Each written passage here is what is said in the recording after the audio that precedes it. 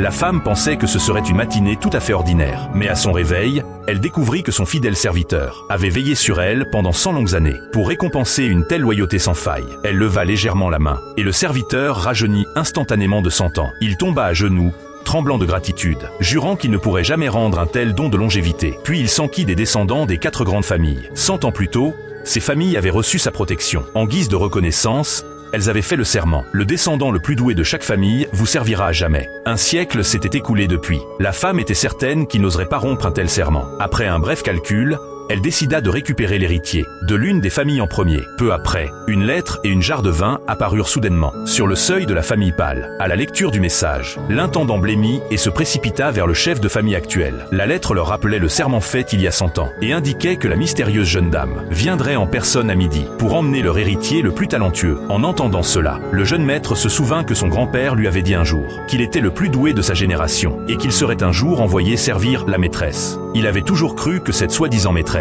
n'était qu'une vieille femme d'une 50aine d'années et n'avait jamais pris la peine d'en parler à son père. Le père, ignorant le passé de son propre père, ne savait pas que la famille avait prospéré pendant un siècle grâce à la protection de cette maîtresse. Encore plein de doutes, il ordonna à la famille d'accueillir la visiteuse avec le plus grand respect. Cependant, quand la femme arriva enfin, jeune, belle et d'une beauté à couper le souffle, la maîtresse de maison devint immédiatement soupçonneuse. Elle trouvait que son mari s'était montré distant ces derniers temps et conclut aussitôt: ce n'était pas l'ancêtre vénéré, c'était la maîtresse de son mari. Pourtant, le chef de famille ressentit quelque chose de totalement différent dès qu'il posa les yeux sur cette femme. Une aura ancienne écrasante émana d'elle, si puissante qu'elle lui glaça le sang et ébranla son âme tout entière. À cet instant précis, il sut presque avec certitude, elle était bien l'être immortel dont son père lui avait parlé.